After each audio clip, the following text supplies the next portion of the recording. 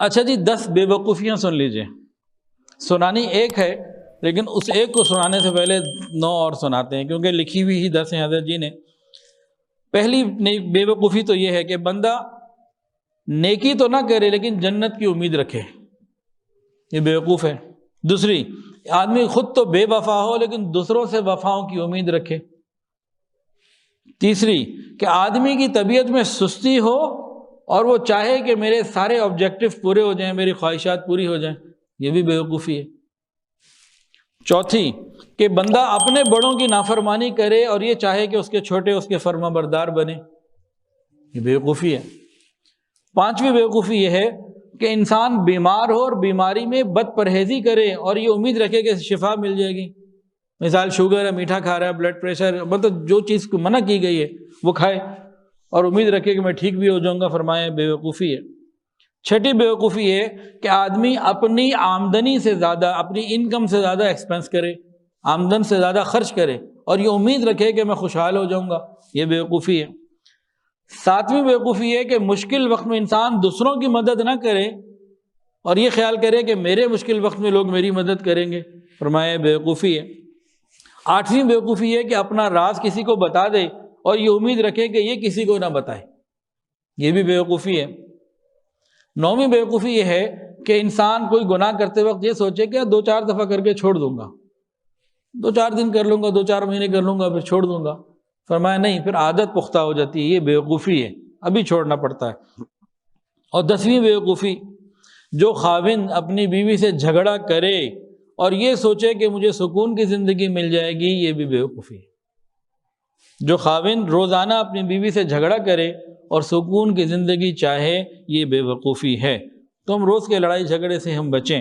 خاوند کو چاہیے کہ اپنی جو جائز ضرورت ہے وہ باہر پوری نہ کرے، بیوی سے پوری کرے۔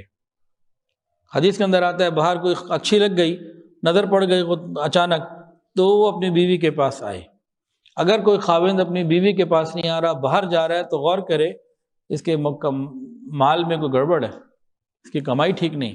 حلال پاکیزہ کمائی ہو پھر انسان کہیں اور منہ نہیں مارتا۔ تو شیطان کیا کرتا ہے؟ گناہ کو مزین کر کے پیش کرتا ہے۔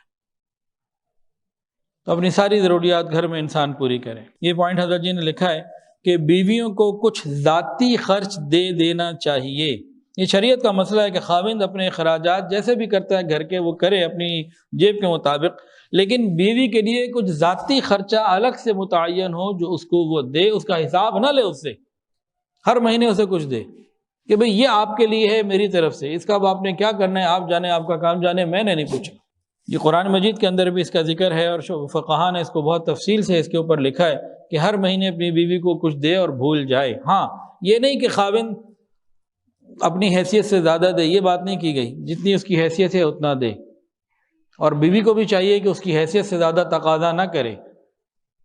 اس سے ایک اپنائیت ہوتی ہے اور ایک تعلق بنتا ہے، وہ بھی عورت ہے، اس کا بھی دل ہے، کہیں خرچ کرنا چاہتی ہے، کسی کو دینا چاہتی ہے، کہیں بھی، چاہے وہ آپ کے ماں باپ ہو، کوئی غریب ہو، کوئی اس کی ضرورت ہو، جو بھی کرے، تو کچھ نہ کچھ اماؤنٹ کم ہو یا زیادہ اپنی گنجائش کے مطابق جیب خرچ متعین کرنا چاہیے۔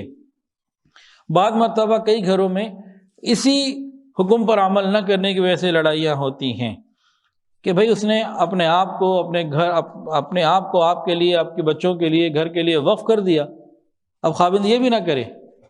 تو فقہاء نے اس کے بارے میں بڑی سخت باتیں لکھی ہیں، خاوند کی ذمہ داری ہے۔